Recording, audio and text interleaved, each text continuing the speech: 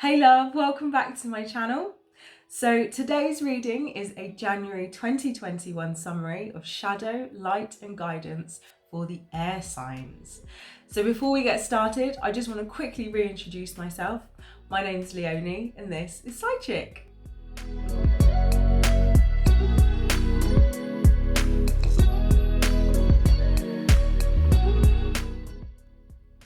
So this is the January 2021 summary for shadow, light and guidance for the air signs. So these are the cards we're going to be using. These two represent our shadow aspect, these to represent our light aspect, and these for guidance. Okay, so I'm just going to go ahead and shuffle these.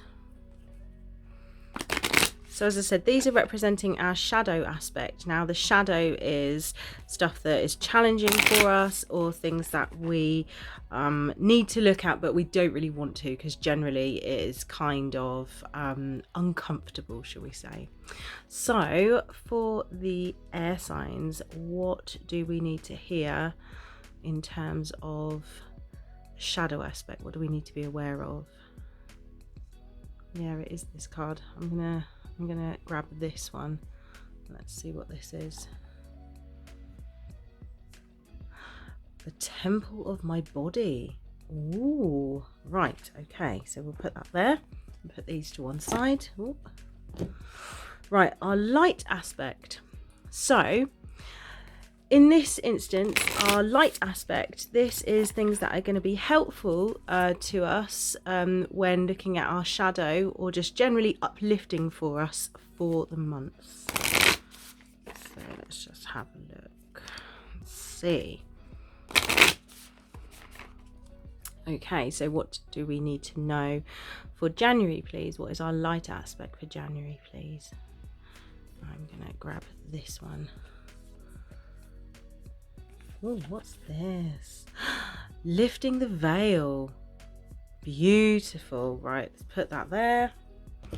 And last but not least, use the tarot for general guidance. Anything else that we need to be aware of, or maybe the theme of the month. We'll see what comes up. Okay.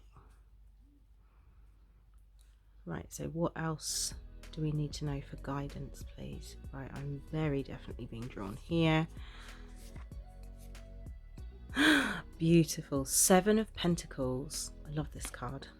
The artwork on these decks, these are like so you're not supposed to have favorites, but these are so my favorites. I will come back to these time and time again. I always do. Okay, so shadow aspect. This says the temple of my body. So I feel like this is a bit of a heads up in January regarding how we view our physical body. And the reason I'm focusing on physical body is just because it says temple of my body here. So just to kind of bring the card a little bit closer to you so you can see that there's kind of this weird like red jewel that this figure is dangling from very long nails, and I feel like this is the red. I feel is indicating our base chakra, which is the chakra at the very bottom of the trunk of our body. And that chakra, amongst other things, it deals with our daily cycles. It deals with elimination, both energetic and physical. It also deals with how grounded and secure we feel in ourselves and in our energy. And I feel like this card is really saying to us that we need to, I want to say, purify or simplify what we are putting into our bodies, and also almost like a detox, I want to say. However, I would say that we also don't want to go too far with that. And I know that in January especially, it is really easy to get swept up in the, diet culture craze. And I'm absolutely not suggesting that we go to extreme lengths at all. I'm not suggesting that at all. But I do feel like some kind of honouring of our temple in a really nourishing, healing way is what's called for here, rather than going too much the other way and becoming obsessive with it, or becoming what's the word? Yeah, I'm going to say obsessive. We don't want to get obsessed in what does our body look like, what does our physical vessel look like, okay? We don't want to get obsessed in the pursuit of some particular physical ideal. In order to feel balanced, in order to be balanced energetically as well as emotionally, mentally and physically, it is about everything in moderation, okay? And moderation is going to look different for everybody. So, you know, this isn't any kind of carte blanche to just kind of be really prescriptive about other people's bodies. We're talking about just focusing on our own body, and what is balanced for you personally is going to look really different from what is balanced for somebody else. So where it's saying the temple of my body, I feel really that the main message of this is not to get too wrapped up in what does the physical vessel look like, and focus more on nourishing the physical body, and more kind of, as I said, detox, simplify, cleanse, that kind of thing, without going to dangerous levels. And obviously, if that's not resonating for you, feel free to take what resonates and just leave what doesn't, okay? So moving on, so that's the shadow aspect. Moving on to the light aspect, something that is going to be helpful to us, or beneficial to us. It says lifting the veil, question everything, anything unaligned must go.